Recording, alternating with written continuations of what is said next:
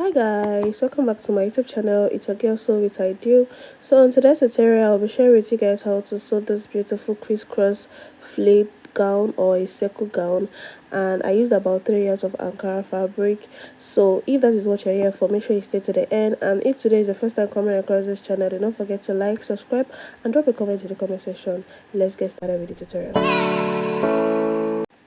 So I've gone ahead to fold my fabric on a bias. Okay, I believe you know how to do that, and I'll just go ahead and cut that out so we'll concentrate on what we're working with. So I've gone ahead to cut it out, and now we are going to get our shoulder measurement divided by 2. My shoulder measurement is 15 inches divided by 2, that's 7.5. So you're going to locate the part on the fabric from the tip where your shoulder is going to be, okay, or where matches your shoulder measurement divided by 2. So for me, that's around the part where I could get 7.5. You can try to do up to 8 inches, okay, but what we are trying to gain is to have a straight line, and that's going to serve as our shoulder. So from that shoulder line, you're going to mark the length of your gown. So I want this gown to be short, so I went ahead to use about 35 inches, and I added like about half an inch extra later for folding. That's if you want to fold, but if you don't want yours to be as short as mine, just cut to your preferred length. So after cutting that, this is what we have. Now we're going to start working on the upper side. Now remember that this is a crisscross. It's more like an off shoulder, but we need that shoulder line for guide. Okay, so from that shoulder line, I'm going to mark my chest line. Now this depends on you. You can decide to mark it upper or lower. You can make it up or low. Okay, so for me, I wanted to come down from there by 8 inches, but I decided to use 7.5. So that's going to serve as my chest line. Now this is where the crisscross is going to start from. Remember, you're still going to be adding another band that's about 2 inches. So this is how low I want it to be. So you can determine how low you want it by just measuring from your shoulder to where you want that the whole gather stuff to start from. I don't know if that makes sense. So that is optional, and that is not, it's not a standard. It's based on your own measurement. So for me, I use 7.5. You can use more or you can use less as well. Okay, so you can check my own result and see if you want to alter something from it. All right, so that is what I have marked here. So like I labeled it CL, that's going to serve as our chest line. Now from the inspo, the chest or the armhole line is lower. It is not directly on the chest line. Okay, so on that chest line, I'm going to come down by 2 inches. If you want yours to be even be more open, you can do up to 3 inches, but I want it to be moderate, which is 2 inches. So from the chest line, I came down by 2 inches, and I'm going to connect that into that chest line. So that's my armhole. That's now my armhole, right? So you can see that it's not in a straight line, it's given like a slanted line. So I will go ahead and cut that, but before I cut it, I will add half inch on top, and that will be for our joining. So I'll just go ahead and add a half an inch and then cut. So that is what I'm cutting here now. So after cutting, this is what we have. I'll go ahead and notch the middle of the front. Okay, we're going to be using that later. So after doing that, we're going to go ahead and fold for the back. So we'll cut the back. I've gone ahead to also fold the back on bias as well, and then I placed the front to the back. So we're going to be using the front to cut the back. So this is what we have now. Make sure everything aligned properly, and yes. So now you can decide to make use of your remember that from the chest line we came down by 1 inch. Okay, you can start to just make use of that 1 inch, right, and connect it straight. But for me, I want my bag to be lower. Okay, so after indicating that actual measurement I have on the front, like you see, but mine is straight instead of slanted. Now from the center of that back, I'm going to come down by 1 inch. You can come down as much as you want. This is based on what you want. Okay, so for me, I wanted to just come down by 1 inch on the center of the back, but on the side, which is around the armhole, it is still going to remain the same measurement, because you want the armhole of the front and the back to align. All right, so I'm just going to use my ruler to also curve that to the center back, and giving it like a curvy shape, as you can see. So that is going to serve as my back, and then I'll go ahead to cut it out. All right, you can decide to add half an inch on top as well, okay, because you're going to also fold it. So I added about half an inch on top as well, and then after doing that, we're just going to cut the other part of the back. Okay, so by the time you cut the back, you're going to see the difference. You're seeing that the back is lower than the front. So I'll just go ahead and cut the other part of the back, and I'll show you guys. So I've got ahead to cut, and this is what our piece looks like. I'll go ahead and also notch the center for the back as well, because we're going to be making use of this later. Now we're going to cut the straps, which we're going to be using to crisscross the front and the back. So for the back, you can measure your back width. Okay, so for my back, remember, I don't want it to be tight. You want it to be able to pass and enter you. So for my back, I had about 19 inches, but I added extra 1 inch to the band, and the band width is about 2.5. So by the time we are done, so we have about 2 inches.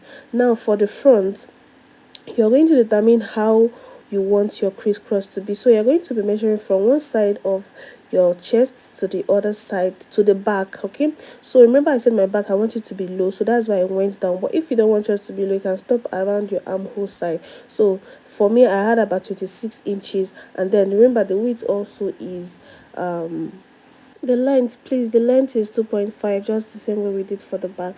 So I'm going to go ahead and open up my back. Okay, remember I notched the center back.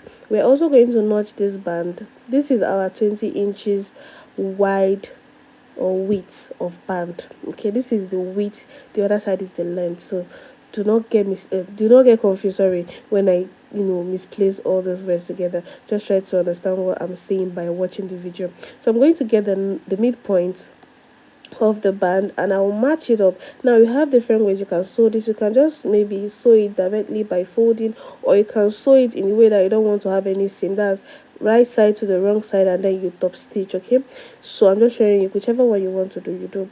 Now you're going to match the center of the band to the center of the fabric, and then you're just going to match the other side to the end of the fabric and pleat the remaining excess around the center. Okay, so I like the pleat to be around the center notched. So that's it for that back. Then for the front as well, you're going to bring the bands as well.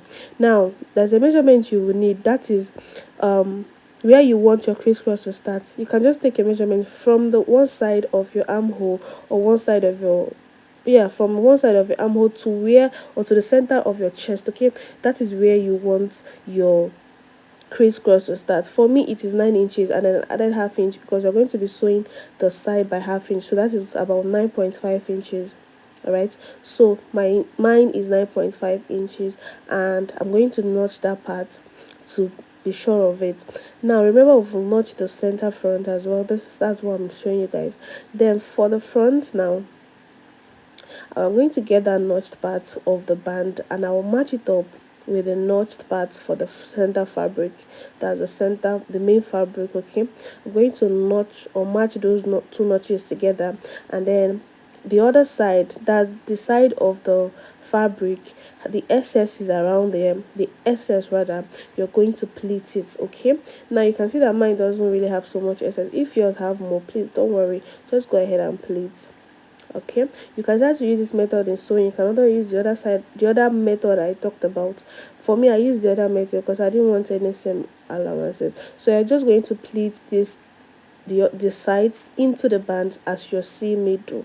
Okay, and it's very simple. And after doing that, you're also going to close up the remaining band. I don't know how to explain, but you have to close up the remaining, the band, the other side is open. By the time you close this side, you're going to also have to fold that side together as your seam and top stitch on it. Now having done this, you're also going to do the same thing for the other side of the band. Okay, you notch the 9 inches, sorry, 9.5, match it up with the center, and then pleat the other side. Now I've gone ahead to do that. This is my back. You can see that I don't have any seam showing. I did that, I top stitch, and this is what I have. Now we're also going to show you the front as well. I also did that, and you can see that at the center, the fabric or the band is overlapping each other. That's how it's supposed to be if you notch the center front. And yes, you can see that I don't have any seam on around the band side because I did it with the other method. Okay, you can see that the band as well, the other side of the band or the end of the band is closed as well. Now we are going to sew this front and the back together. I'm going to place the front and the back together, and then I'll stitch by half an inch on each side. That's the allowance we give. Okay, so that's what you're going to be stitching with. If you give more than half an inch, please go ahead and use that as well. I'll go ahead and do that and I'll show you guys. So I've gone ahead to do that. This is what I have so far, and now we're going to connect our, also in our sleeve, sorry, our, what's it called, yeah, something like that, sleeve. I don't know what to say, but the crisscross design. Okay, we have to, take it to the back. Now for you to know where to put yours, you can start either maybe from the back, that's from the side, and then mark 3.5. That is if you're joining it. Now, but before we do that, we need to get the exact length, or the width, sorry, the exact width of our band. Remember what I measured was 26 inches, and I added extra, so you want to make sure you mark that 26 inches, so you don't go and use all the excess you put there. If not, it's going to be too big. Okay, so this is me marking my 26 inches, and then you're also going to do that to the other side of the band as well. You mark your 26 inches starting from the side of your gown or your fabric, and then you mark till you get your 26 inches, like so. And then for us to connect it to the back, you have to mark, is either you get your midpoint and then get your shoulder divided by 4, okay, or by 2. But for me, don't worry, don't do too much calculation. But for me, what I did was, from the side I went in by 3.5. You can go in by 4 inches. Okay, 3.5 to 4, or even 5 is very okay. It depends on how much close you want it to be. So after marking that, I'm just going to place the band on top of, remember this is the wrong side, so I'm going to place it on top of the band for the back piece, and I'll pin it as you're seeing me do. Please watch closely, it is very easy to do.